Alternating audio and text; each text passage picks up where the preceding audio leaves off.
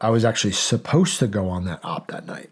Really? And I remember Craig Vickers came right up to me. He's like, dude, I got shot in the arm. Adam like jumped into action and tried to basically flank wherever that position was. What I want people to leave with is the fact that he was like, I'm going to try to help my brothers. I'm going to try to get in the best position possible, and I'm going to go and do what I need to do. And that's exactly what he did. If I look at Adam, it wasn't so much from the standpoint that I think that he really wanted to tweak the gear as it was him wanting to take care of the guys. Like genuinely. I could probably say selfishly I was more interested in doing the gear when he was like, I genuinely just want to pour my heart out into this because I know it's going to make the guys better, you know? And that was who Adam was, you know, and I learned a lot of that through him. And again, that brotherly correction that Adam had no problem, you know, talking about. There's more situations and scenarios that I can count that we were walking through the hallway and he would bump into me.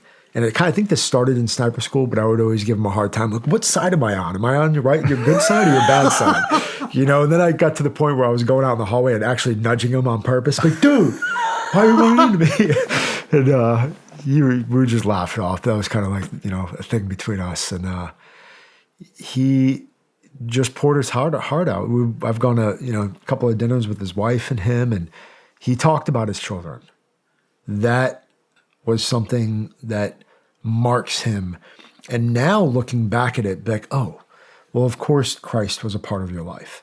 You had the love that you knew you needed to apply to your children. That's why they got brought up.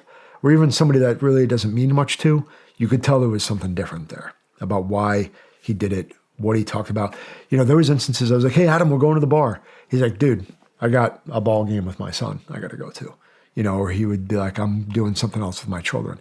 And at the time, you're like, yeah, but brotherhood, all these things, this is important. Like, let's go. And there was a sense of almost irritation. And I can't say that I like overtly got irritated with him, but that was the feeling with anybody, right? Oh, I got this other thing to do. Mm-hmm. It's like, but that's not what we're doing.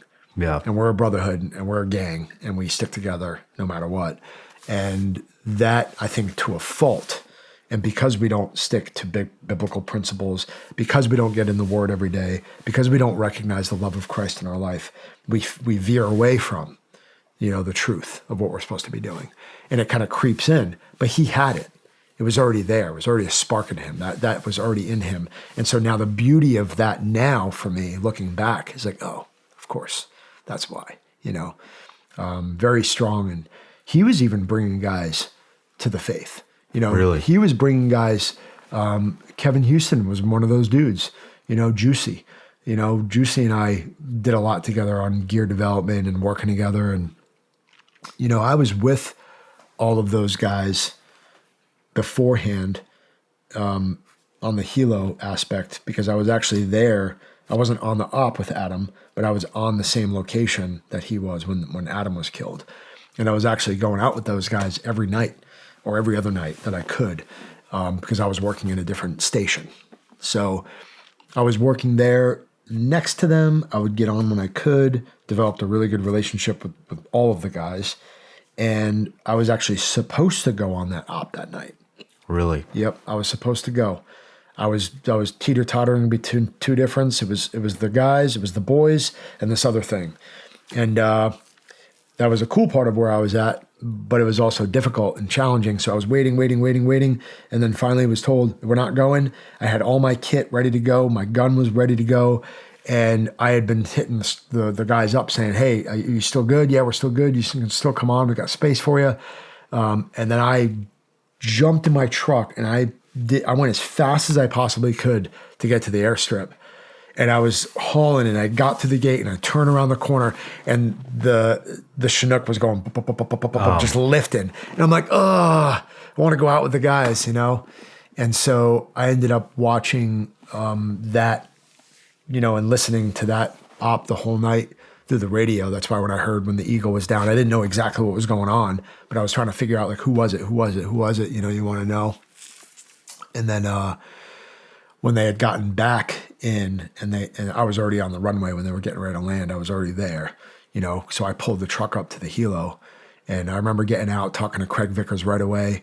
trying to figure out. So I pulled the truck up. I didn't actually back up to the helo yet. They all got out. And I remember Craig Vickers came right up to me. He's like, dude, I got shot in the arm. And he like looked at me and he showed me the hole in his arm. And I like grabbed him like, you all right? He's like, I'm fine. You know, I was like, cool, all right. And it's like, because I knew somebody was down and it was Adam. And just trying to figure out, what do you do in that scenario? That's what we're all trying to figure out. I think the helo was powering down. And I eventually pulled the truck up and helped, you know, get Adam out. And yeah, just, you know, another experience. You know, I don't know if I'll get another opportunity to interview somebody that was close to him. And so, would you like to describe what you know about what happened that night? Yeah, he was a go-getter. And I know you know that. He would always put himself in positions that were not always the best ones to protect and to help everybody else. And that was one of those nights. And the guys were above a room, and they were above a structure that was getting shot through. And I think that's when Craig got hit in the arm. And so Adam like jumped into action and tried to basically flank wherever that position was. And in pure Adam Brown fashion, I think he like shimmied up a tree and like wedged himself between a tree and a wall and tried to get in the best position possible to get an angle in there. And right at the time that he was getting to the top of his position, somebody came out and just sprayed the wall. And he got hit right in the side. So I wouldn't have expected anything less from him, to try to find the one spot that you could shimmy up and try to get an angle on.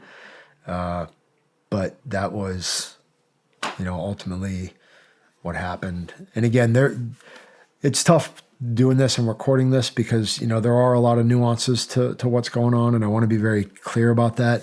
There's a lot that I'm not explaining, so don't just take that at face value, no matter who you are listening to this. There's so much that goes along with these things. So I know that you were close to Adam, and I think it is important for people to understand that. But what I want people to leave with is the fact that he was like, I'm going to try to help my brothers. I'm going to try to get in the best position possible, and I'm going to go and do what I need to do. And that's exactly what he did. And he went out fighting. And yeah, that's what he did with everything in his life. He's like, where can I ambush the bad guy? Where can I go out in front of everybody else and try to get in the best position possible?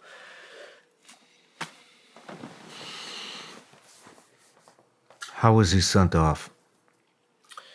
As far as letting him go. What do you mean? I mean, did you fly home with him? Was there? So what does the team do? Well, I mean, it's kind of similar to what, you know, happened with Lewis, is that there's always an angel flight, right? There's always somebody that does escort him back. And, you know, at that point where, you know, we got him off the helo, we were able to, you know, sit down and just as brothers,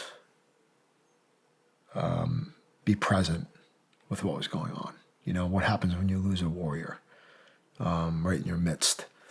And we all just went around, you know, talking about the good and the righteous and the impactful and the person that we knew Adam was. And so it was a very powerful moment for all of us to reflect on who we knew him to be. And it was, again, how do you honor a warrior in the highest degree at such a time? Hey everybody, I'm Shawn Ryan. Click here to subscribe to the Shawn Ryan Show YouTube channel for the hottest and most compelling interviews that you will not see anywhere else. I've also made a playlist of all the previous SRS episodes so they're easy to find. You can find that right here.